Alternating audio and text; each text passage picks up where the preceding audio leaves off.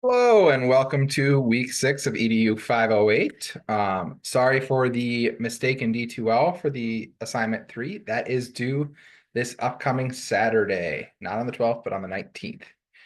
A little joke for you here, as I know this time of year can get very rough for teachers and administrators alike.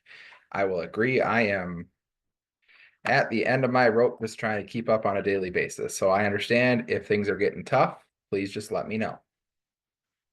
This week is going to focus on implementing and sustaining trauma-sensitive schools. Um, Good image here showing diversity and some of the massive multitude of activities that take place in a school. Little look here at equality, equity, and justice. So we can see that with equality, everybody gets the same supports. That is equal treatment, but not everybody is getting what they need. Equity, everybody gets the supports they need, but the barrier to what they want to do is still in place. With the justice, we have removed the barrier so everybody can do it without accommodations. That's not always possible to do, but it is a good goal. There is a quick video here for you to watch on Equity Lens and Sustaining Trauma-Informed Schools. So it should still work. Yep, it still works. Just making sure as some of the links have started to change and want to make sure that they're still active for you guys. If something doesn't work, please let me know right away so I can go search for it. This week, the supplemental materials, there's 3 articles and a video, as well as the video from these slides. You have your discussion board prompts, and assignment 3 is due Saturday the 19th. So for discussion board 1 on equity, review Dr. Berger's interview with Kristen Craig, the equity coordinator at Minneapolis Public Schools. Refer to the trauma-informed school utilized in your case study assignment, which was assignment 2. Then post your response to the following. Compare and contrast Ms. Craig's information shared with that of the case study. What are the similarities of addressing equity and that of the case study site? Is there anything Ms. Craig addresses that would be helpful for the case study school to apply? What information from Ms. Craig's dialogue resonates most with you and why? What else do you want to share in this post about the topic of equity in schools as it relates to trauma and student mental health? Remember to respond to 2 of your peers. For number 2, you're going to select one of the following: microaffirmations, microaggressions, or microinvalidations. And you're going to research the topic and provide a definition of the topic, include a citation that is required. How does knowledge and understanding of the topic apply to implementing and sustaining trauma-informed/sensitive schools? Please respond to 2 peers, preferably 2 peers that did the 2 topics that you did not do. Since we're not assigning, that might not be possible. It's possible nobody chooses one, but try to reply to 2 that did something other than what you did. All right. Just a reminder that all discussion board posts, including your responses, should have a citation in them, unless the prompt explicitly states they are not required. I'm going to give you a quick sneak peek at the final assignment, and then I'm going to go to assignment 3. And remember, if you're turning in assignments late, please email me. This includes discussion boards, so that I know you're turning it in and I can go back and regrade it.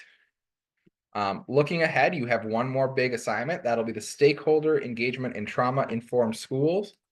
And note that is due Monday of week 8, not Wednesday and not Saturday. Week 8 is that shortened thing, the shortened week. It doesn't go all the way to Saturday. It only goes to Wednesday. And the assignment is due on the Monday, which is April 28th. So I'm going to scooch over to our classroom stuff. All right, assignments. We'll do a quick sneak peek of our final assignment first, and then we'll come back to the one that's due this week. So for this, your final assignment, you're going to be choosing a vital role, one of the ones listed below, and you're going to develop a plan to support and train one of those roles, so the one that you select, to support them in their agency as a member of a trauma-informed school.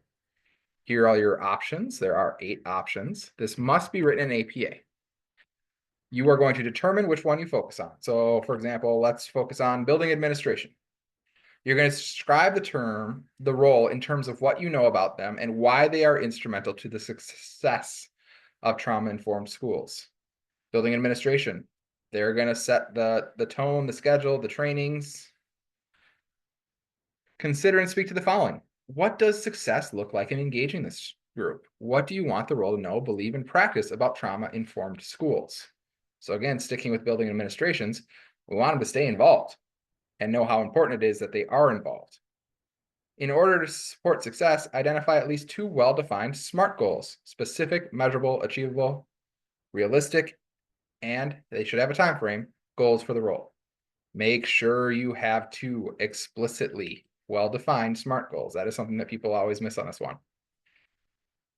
When creating a plan for how to engage, think about differentiation. As in a classroom, educational roles have different needs. I am sorry that this formatting is so off. It is just copied over from old things. We get a shell and we work with that. Have different needs and ways of engaging. Depending on who the group is and what your engagement goals are, identify things such as: how will you communicate with them? Are you doing it daily, weekly, monthly? How will you involve that group in designing what growth and success should look like instead of informing them of what changes to expect? How might your stakeholders interact/collaborate with other stakeholders? How will you know when a successful outcome has been achieved? Speak specifically to the program essential question you're writing. In light of what is known about how children learn, how shall professional educators best promote resiliency and recovery for the children and families who have experienced traumatic events? And always do a deep dive. Make sure you finish this up with a summary, a conclusion, and have references throughout. So that is a big one that you can start now. But for what is due this week, assignment 3, you're making a visual model. So whether you choose to write a paper or do a presentation on it, you need to design your own visual model representing a trauma-sensitive and resilience-enhancing school. Or if you're not in school, you can just do it for an organization. That is fine. Think of these as posters that you would hang up on the wall that families, kids, fellow staff members are going to see every day that will reinforce your message. This should visually demonstrate a plan of action to help students feel safe, connected, help them self-regulate behavior, and achieve academic success. So you will design a visual model that includes the following: a title to identify if it's preschool, elementary, middle school, high school, or other. A visual representation of both trauma-sensitive and resilience-enhancing components. Remember, you are making this from scratch. Please don't go out and grab something that already exists. There's a lot of tools out there to help you make your own or to cobble together things from other places. If you use other people's parts to help you, make sure that you cite them. Identify a plan of action to help all students do these 4 things: feel safe, connected to school culture, self-regulate behavior, and achieve academic success. Gonna hammer it home again. Create an original design, not something copied from a design already created. Preferably something that is aesthetically engaging. I am not an artist, so I am not going to be judging these very hard on what is aesthetically engaging, but try.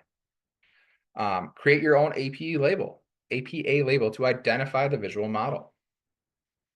Make sure you have headings in text citation and reference page per APA guidelines.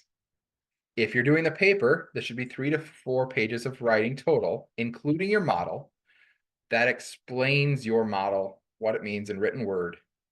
So explains the plan of action and everything.